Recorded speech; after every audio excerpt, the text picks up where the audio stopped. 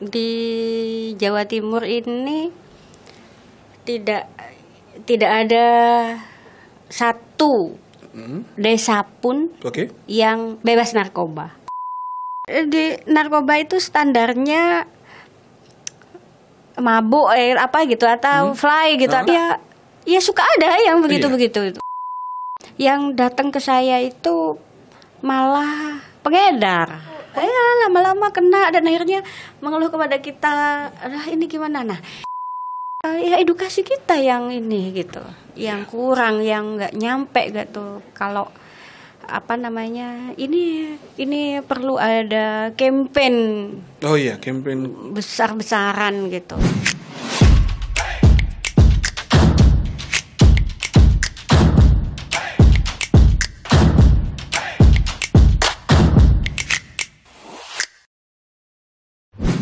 Oke, kali ini kita di podcast Kios Koran ketemu dengan Ning Laila. Apa kabar Ning Laila ini? Alhamdulillah luar biasa. Luar biasa sekali. Ning Laila ini kan apa ya namanya?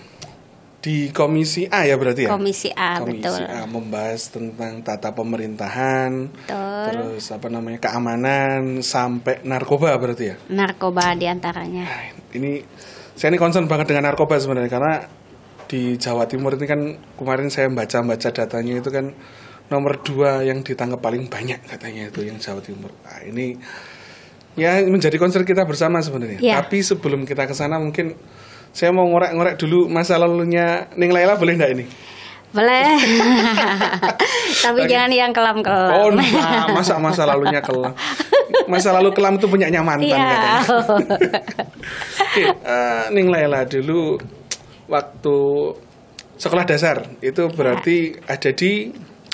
Saya sekolah dasar sampai tingkatan ya, yaitu kita selesaikan di Lumajang. SD, SMP, SMA di Lumajang. Di Lumajang ya? aja. Oke, di Lumajang. Setelah dari Lumajang langsung saya setelah dari Lumajang kuliah di Jogja. Oh, hijrah berarti. Hijrah ke Jogja setelah ke SMA.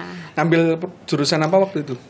Jurusannya bahasa dan sastra Arab. Wih, berarti pinter bahasa Arab berarti? Ya. Saya yang nggak ngerti. Saya ngertinya cuma alhamdulillahirobbilalamin. Iya, dulu dengan Jogja itu ada romansa ndak waktu dulu loh ya. Waktu di Jogja itu. Ya, saya di Jogja. Di Jogja itu agak lama sih. Nah ini berarti sudah kelihatan roman-roman ini. Menikmati Jogja berarti. Menikmati. Berapa tahun kalau boleh tahu? Spill aja enggak apa-apa. 7 tahun. Yuk dijangkepnya lah ya 7 tahun. 7 tahun 14 semester 14 sudah ada surat dari rektorat baru bisa lulus. Mending itu dapat surat. Saya itu sudah dapat surat pengunduran diri waktu kuliah di Jogja sama. Karena saking menikmati. Iya. Tapi akhirnya ilmunya ngelontok sekali ya memang. Oh ya, ngelontok. Ngelontok sampai hilang. Menguap. Terus setelah dari S1 langsung kerja atau apa tuh waktu itu? Setelah S1 ya kita kembali ke kampung halaman. Ya kembali ke pesantren karena memang basis saya di pesantren. Ya akhirnya ya mau tidak mau, suka tidak suka akhirnya ngajar di pesantren. Setelah ngajar di pesantren proses agak lama, lanjut S2?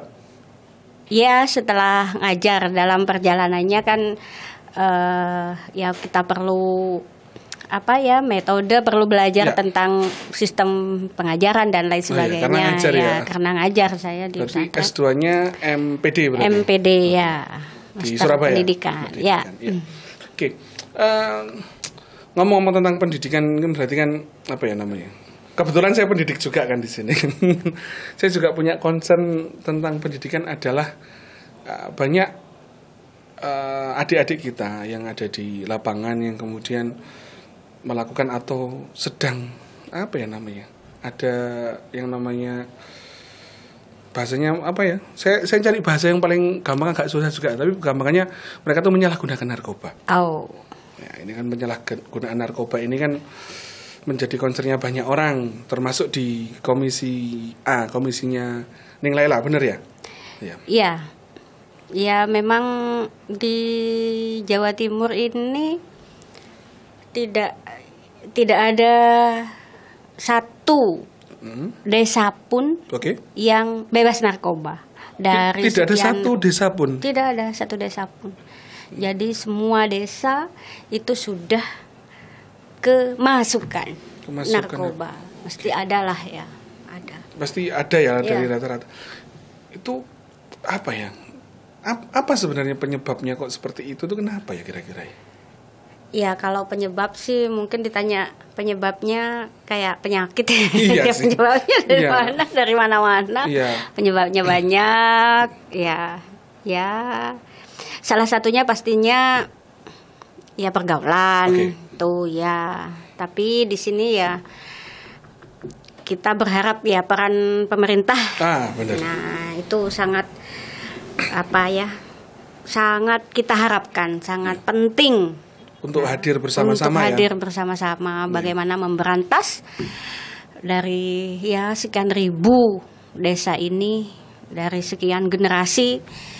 Kalau yang harapannya generasi emas 2045 itu biar bisa dicapai dengan baik. Nah, maka ya perlu konsen dari banyak pihak ya. Apalagi kan kita tahu sendiri ya, kalau dari kasus-kasus berita yang beredar itu kan banyak generasi muda-muda kita sebenarnya yang yang penyalahgunaan narkoba itu ada di generasi muda kita. Nah, kira-kira ini apa ada kesalahannya dari teman-teman karena ndak bisa menemukan bandarnya atau apa, kira-kira tuh gimana ya ini? Tidak bisa ditemukan bandarnya. Ya enggak juga sebenarnya. Nanti muncul bandar baru. Ditemukan satu bandar, muncul bandar baru. Iya. Nah, apa itu juga ditemukan bandar itu solusi ya juga? Enggak. Ya enggak juga ya. Tapi ya salah satunya ya juga kalau sudah ketemu bandarnya, mungkin bandar-bandar yang lain mungkin ada efek jera dan lain sebagainya gitu ya. Tapi ya kalau anak-anak muda ya, kalau saya sih ya dimulai dari lingkungan. Ya baik, lingkungan terkecil lah gitu. Lingkungan terkecil ya rumah tangga, keluarga gitu. Bagaimana memberikan informasi atau pendidikan yang cukup terkait dengan narkoba dan bahayanya. Ya, apa ya namanya? Kita kan sangat berharap bahwa pendidikan kita itu juga menjadi salah satu pagar untuk teman-teman kita supaya tidak sampai kena narkoba, kena penyalahgunaan narkoba gitu. Tapi kemarin saya sempat membaca, kalau tidak salah. Yeah. Ini kan Ning Laila juga konsernya kan di pesantren juga ya. Yeah. Nah, kira-kira ada nggak di pesantren tuh ada penyalahgunaan narkoba itu kira-kira? Di pesantren saya kira cukup mengkhawatirkan juga ya, cukup mengkhawatirkan juga. Harapan kita kan pesantren ini daerah-daerah yang lingkungan lah ya, yang steril gitu, ketat gitu dengan narkoba. Dan kalau sudah pesantren misalnya kemasukan narkoba, nah ini yang perlu Tetapi memang banyak yang mungkin menggoda kali ya. Ya, menggoda barangkali ya, namanya anak muda mungkin ada penasaran dan lain sebagainya, lalu di penasaran itu pengen nyoba dan lain sebagainya. Ya itu akhirnya ada juga sih yang bikin kan di narkoba itu standarnya mabuk atau fly gitu atau apa gitu. Sementara anak-anak kita ini dengan meramu sendiri gitu, entah tahu dari mana dia kan bikin merek obat-obat tertentu gitu ya. Campur spiritus atau campur obat batuk dan lain sebagainya. Nah, yang begitu-begitu yang hisap-hisap lem atau yang kadang yang biasanya jamur-jamur yang begitu atau tumbuhan-tumbuhan itu ya suka ada yang begitu-begitu itu. Ya mungkin awalnya dari nyoba-nyoba mungkin. Nah, penasaran. Nah, kalau yang itu concernnya bukan lagi di mencari bandarnya, tapi kan orang-orang yang mungkin ya sebenarnya kan mungkin mereka pinter ya. Iya. Karena kan mereka kan saya pengen mencoba apa ini. Apa sih gitu. Ada nggak efeknya dan sebagainya. Ternyata malah keterusan yang kemudian yang salah adalah penyalahgunaannya kan sebenarnya. Iya. Apalagi kalau semua obat-obat kan juga banyak di toko-toko kan juga banyak obat-obat, tapi kan kemudian kalau disalahgunakan akhirnya ya mabuk dan sebagainya kan dampaknya kan buruk sebenarnya kan. Apalagi kalau di agama Islam kan dikatakan bahwa ya kita kan ya tidak boleh mabuk gitu loh. Gimana caranya menghindari hal-hal khomer, hal-hal yang kemudian menyebabkan mabuk itu sebenarnya. Nah, apalagi kalau teman-teman anak-anak muda mereka sudah terbiasa dengan narkoba, ini kan masa depan Indonesia emas 2045 itu menjadi Indonesia cemas ini nanti. Bukan lagi emas. Bukan lagi emas tapi cemas. Iya. Nah, kemudian kalau kita lihat Ning Laila ini kan konstituennya kan ada di Lumajang. Lumajang, ya wilayah elektoral saya di Lumajang dan Jember. Ya, berarti kan sering main ke sana ini berarti ya.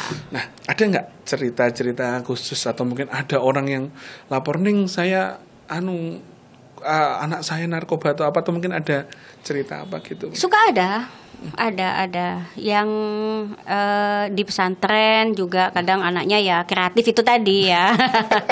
Penyalahgunaan ya. Iya, kreatif meramu gitu. Nah, ada juga yang ini yang maksud saya mungkin edukasi, yang perlu edukasi. Kenapa? Yang datang ke saya itu malah pengedar. Pengedar? Iya, dia mengedar. Tapi dengan keluguannya. Pengedar tapi dengan keluguannya? Lugu, iya. Artinya dia katanya kurir. Okay. Tapi dia disuruh mengirimkan narkoba dengan tentu iming-iming ini yang besar gitu ya. Oh, ini ya udah dia ini aja gitu dengan lugunya. Makanya saya bilang lugu tuh dengan santainya gitu. Lalu lama-lama kena dan akhirnya mengeluh kepada kita, ini gimana? Nah, ini maksud saya dari orang yang nol putul jadi yang tuhu lah caranya. Kata orang Lumajang itu iki wong tuhu. Wong tuhu itu apa ya? Lugu berarti ya? Ya gitu-gitu itu. Jadi lah kok bisa ke situ gitu kan? Apa ya edukasi kita yang ini gitu. Yang kurang, yang enggak nyampe gitu. Kalau ini perlu ada campaign. Oh iya, campaign besar-besaran gitu atau ya peran pemerintah lah di situ yang kita. Ya, karena kan kalau semua kita ini ya tentang tadi kayak ternyata saya juga baru tahu ini kan ya, ternyata ada yang lugu kemudian dengan lugunya gitu ya. Dan itu kan dia nggak ngerti nih ini siapa yang nyuruh. Cuma berarti kan ini bayangan saya, dia mungkin mendapatkan SMS atau WhatsApp atau apapun itu ya. Kamu kesini ambil sini, nanti saya kasih uang ini, kamu taruh di sini, kan dia nggak ngerti apa-apa sebenarnya. Nah, tapi kan kemudian seharusnya ini kalau logika saya, kalau dia tahu bahwa ini duitnya halal apa enggak, ini kan harusnya mulai dia memikirkan itu seharusnya. Iya. Tapi karena memang apakah mungkin faktor pendidikan menjadi salah satu karena mereka atau anak itu tidak dididik dengan baik. Betul. Apakah itu menjadi ini? Ya bisa jadi Mas, salah satunya gitu.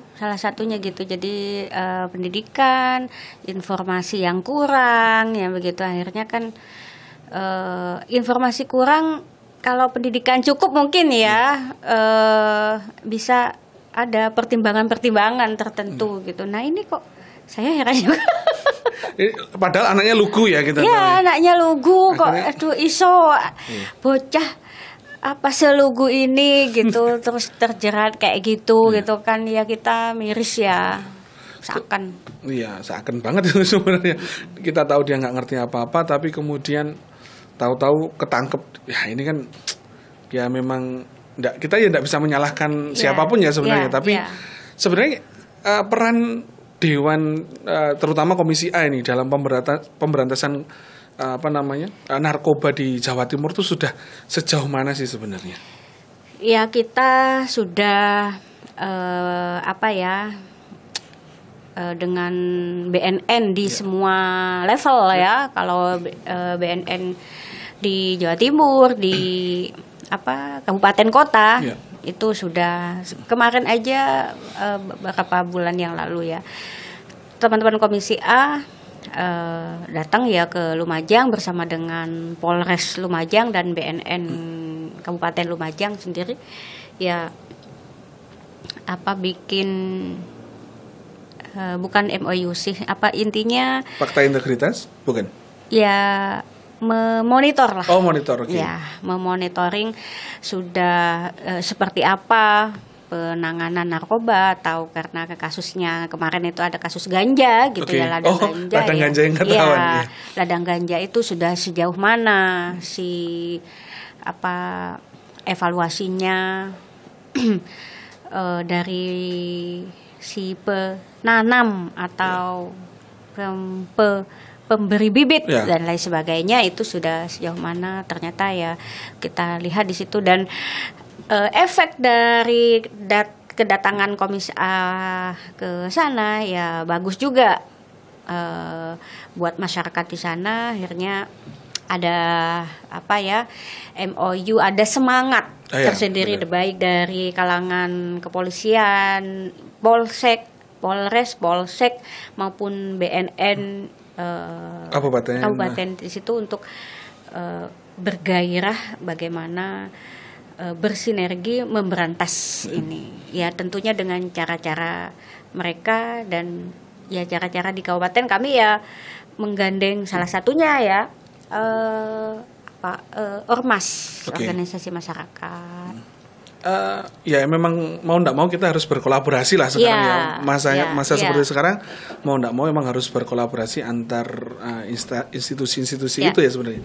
Nah, kalau seberapa jauh sebenarnya teman-teman dari Komisi A itu bahasanya mungkin jongkrok nih atau mendorong teman-teman untuk lebih aktif itu, atau memang sebenarnya mereka sudah aktif aja tapi menunggu untuk saling berkoordinasi bersama-sama sebenarnya? Ya kalau kami terus mendorong ya Komisi A sampai ya kita betul-betul datang ke daerah kabupaten kota di seluruh Jawa Timur, 38 kabupaten kota itu bentuk dari konsen Komisi A gitu ya untuk penanggulangan narkoba ini. Tetapi saya kalau ditarik saya pribadi gitu ya, saya yang di daerah dapil saya sendiri kebetulan kita bikin langkah konkret. Nah, langkah konkretnya ini kita bikin MOU ya dengan ormas.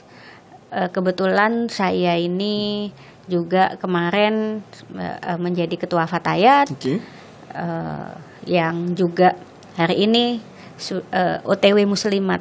Nah, Muslimat itu yang usianya 45 ke atas. Kalau Fatayat ini perempuan yang 45 ke bawah.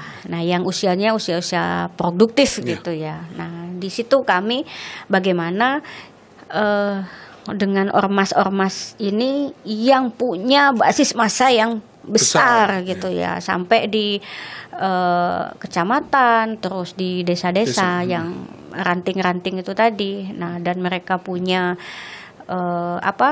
musola-musola, punya majelis taklim dan lain sebagainya. Jadi para dai atau daiyah yang ada di majelis taklim itu kira-kira isi kampanyenya atau isi tausiahnya lah kira. Jadi ada pendidikan-pendidikan ya dititipi sama teman-teman Komisi A berarti ya mereka ya. Iya. Jadi kami memang MOU itu melatih. Jadi ada Polres, ada BNN juga melatih para kiai atau ustadz ustazah ini bagaimana berdakwah. Nah, berdakwah dengan dakwah kira-kira kalau kearifan lokalnya itu, kalau di Lumajang kalau narkobanya itu ya kan ada modul gitu, kita buat modul ya, kita sudah bikin modul. Jadi salah satu di modul itu ya narkoba itu, di samping ya ada yang terorisme apalah ya kayak gitu tuh. Iya, jadi salah satu di modul itu pemberantasan narkoba. Ya sosialisasi.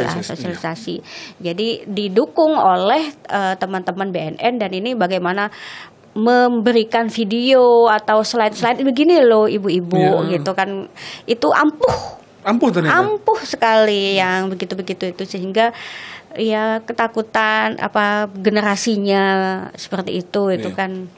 Ya jangan nggak sampai Indonesia Emas 2045 kita ya. Iya. Dan apa ya namanya? Ketika kita membicarakan tentang apa tadi ya, pendidikan modul dan sebagainya ini, ya memang ini harus menjadi concern bersama. Betul. Ya, concern bersama. Betul. Tidak hanya ya kalau semua dari sekolah juga susah ya sebenarnya. Nah, kalau saya sih merasa apakah kemudian termasuk dari sisi keluarga atau mungkin orang tua penting nggak sebenarnya untuk memberikan pendidikan tentang anti narkoba ini sebenarnya? Ya sangat penting karena kalau bahasanya kami tuh keluarga ini atau ibu lah ya mungkin ibu ini ya itu madrasah pertama. Nah bagi keluarganya, bagi anak-anaknya ya. Jadi sebelum ada madrasah sekolah-sekolah yang formal gitu. Nah, madrasah pertama ini ya di ibu, dan tidak ada kata lulus nih.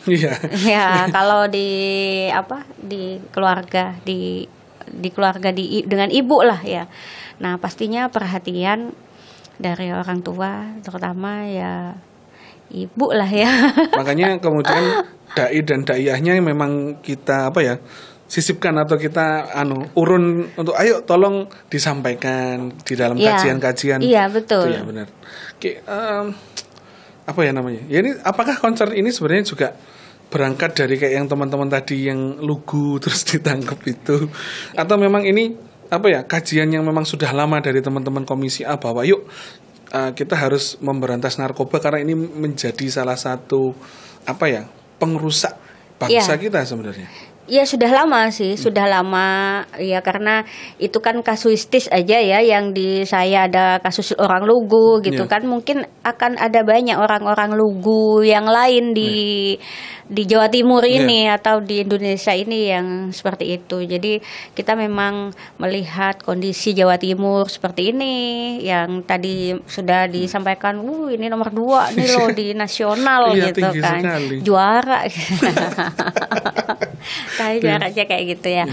Nah, jadi memang menjadi konsen kita di Komisi A, sehingga kita harus juga bagaimana menjadi konsen pemerintah. Nah, maka BNN atau Pemprov gitu harus berkebijakan gitu. Harus berkebijakan sehingga kami Komisi A ya dengan anggaran kita ya, dengan anggaran DPRD begitu bisa ikut membantu lah ya, membantu entah di mana yang kita bisa bantu.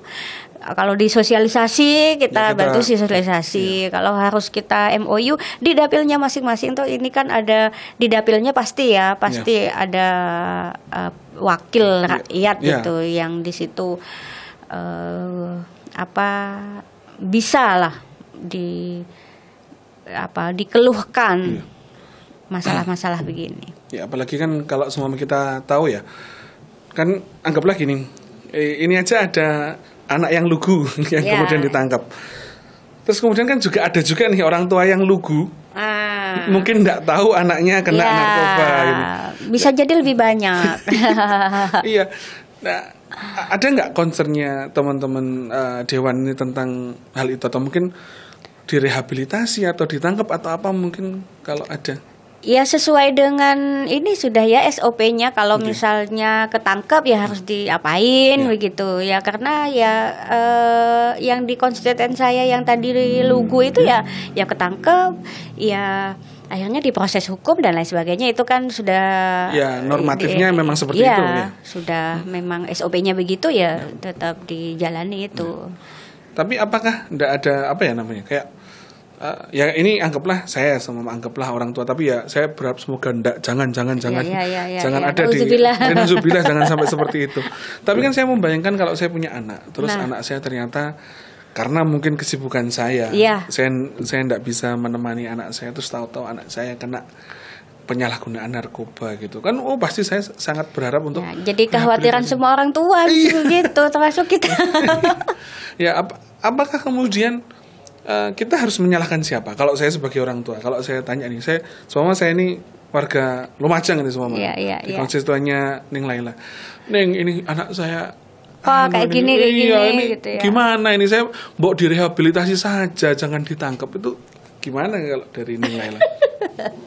Ya rehabilitasi tetap harus direhabilitasi, tapi memang kita tidak bisa tidak bisa intervensi jauh kalau memang sudah seperti itu prosesnya. Seumpama ada proses hukum mau nggak mau ya memang harus dijalani. Saya juga akhirnya seperti itu kan, walaupun tetap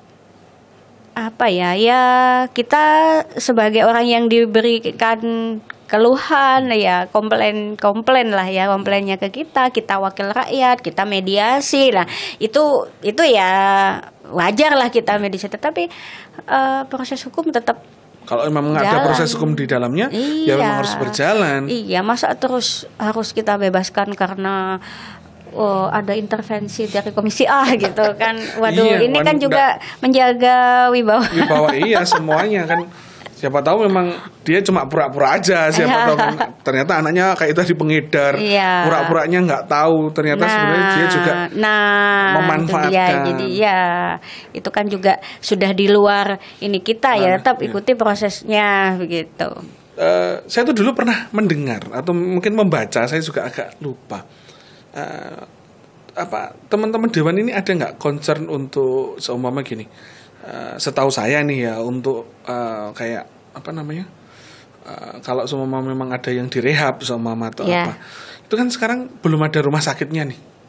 Nah, kira-kira teman-teman dewan ada nggak concern untuk provinsi kita bikin itu gitu, ada nggak kira-kira? Ya, untuk kita itu kan ranahnya di Komisi E tetap tetap teman-teman Komisi E itu mendorong ke sana, cuman memang on proses lah dan itu butuh kajian yang mendalam sebenarnya. On proses, karena banyak lah kalau kayak sosial itu yang homeless gitu itu kan banyak juga yang menjadi ininya teman-teman di Komisi E itu termasuk diantaranya teman-teman yang narkoba ini juga bagaimana merehab, karena kalau memang semuanya harus dimasuk ke bui gitu. Penjaranya nanti penuh juga ini akhirnya. Kalau dari Ning Laila sendiri, semama Ning Laila ini sebagai eksekutor gitu, kira-kira pengen nggak bikin rumah sakit yang khusus rehabilitasi atau semacam itu supaya gimana? Ya pengen artinya secara sosial itu memang lebih humanis. Lebih humanis gitu. Memang memberikan efek jerah dan lain sebagainya itu perlu konsekuensi hukum itu, karena ada pelanggaran di situ maka ada konsekuensi hukumnya itu Tetapi untuk jangka panjang. Nah, untuk jangka panjang ada keinginan. Kalau saya secara pribadi ada keinginan seperti itu. Ada keinginan untuk bagaimana merehabilitasi, karena humanisnya di situ. Siapa tahu dengan yang lebih humanis ini malah lebih halus, lebih ngemong, lebih merangkul lah. Lebih merangkul itu justru narkobanya bisa berkurang. Daripada dengan koersif paksaan kayak gitu-gitu. Saya tuh jadi teringat waktu saya SMP dulu. Jadi ada guru waktu itu agama Islam. Tapi saya agak lupa namanya. Dulu Pak siapa sih beliau bercerita. Beliau itu dulu lupa sama nama guru. Iya, tapi saya ingat sekali ceritanya. Aduh, mohon maaf Pak, nanti saya akan ingat-ingat namanya. Tahu-tahu langsung langsung teringat ini. Jadi beliau tuh mengatakan begini. Saya tuh dulu pernah kecanduan narkoba. Padahal saya tidak tahu apa yang saya konsumsi. Tapi saya menjadi menggunakan obat itu terus-menerus. Oh, ya. Nah, waktu itu untungnya beliau mengatakan bahwa saya langsung melaporkan diri atau saya menyerahkan diri. Terus akhirnya enggak tahu yang ini saya agak lupa kan. Tapi kemudian salah satu solusi yang ditawarkan adalah tidak yang tahu-tahu langsung nyetop.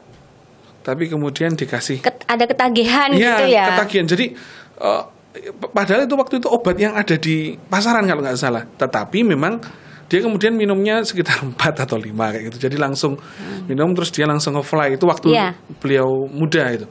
Terus akhirnya beliau nggak tahu ke rumah sakit atau apa, terus ditangani akhirnya hilang.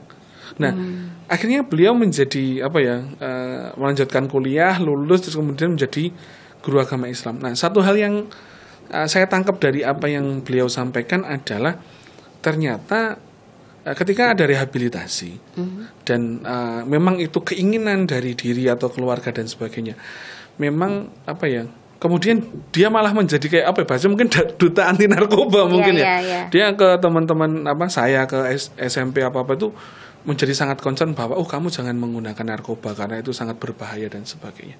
Nah, ini kan artinya rehabilitasi ini juga menjadi salah satu concern yang menarik kalau memang ada ya. Nah, tapi di Jawa Timur belum ada berarti ini.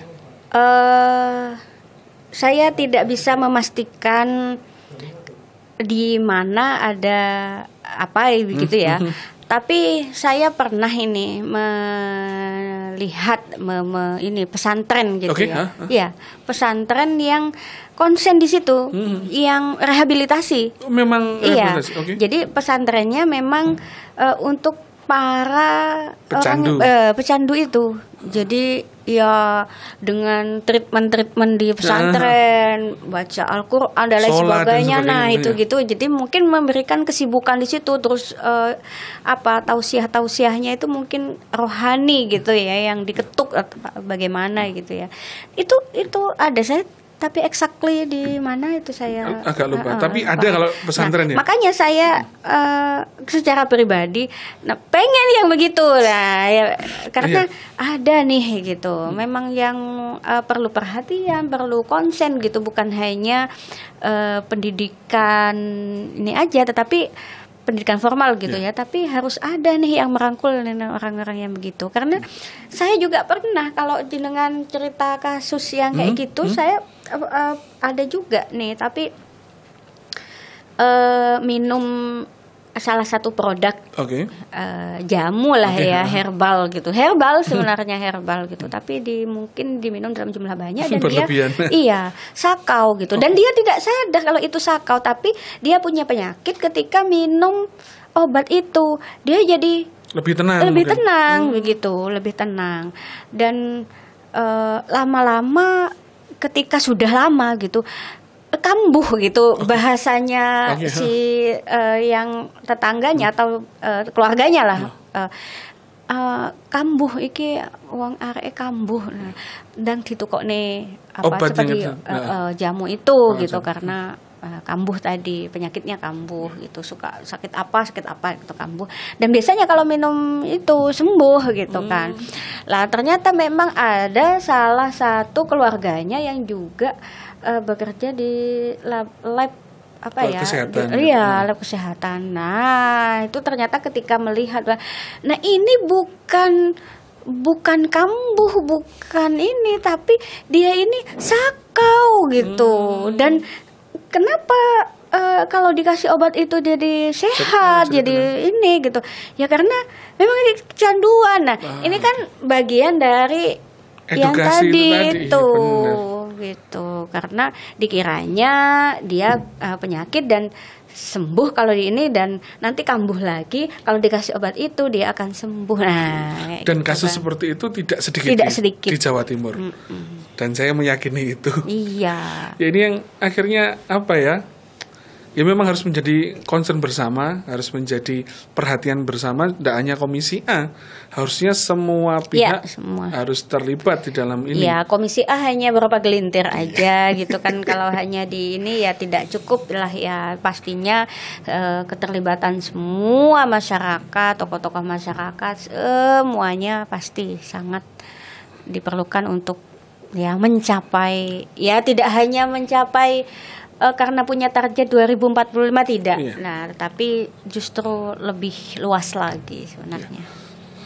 Ya, apa ya namanya? Anti narkoba ini kan tidak hanya menjadi concernnya orang Indonesia, tapi kan juga seluruh dunia sebenarnya. Banyak yang menyalahgunakan narkoba, banyak yang kemudian ya itu tadi sampai sakau, bahkan ada yang tidak teredukasi bahwa ternyata apa yang dilakukan ini itu dalam bentuk penyalahgunaan narkoba sebenarnya gitu. Nggak sadar kalau dia menyalahgunakan narkoba. Iya.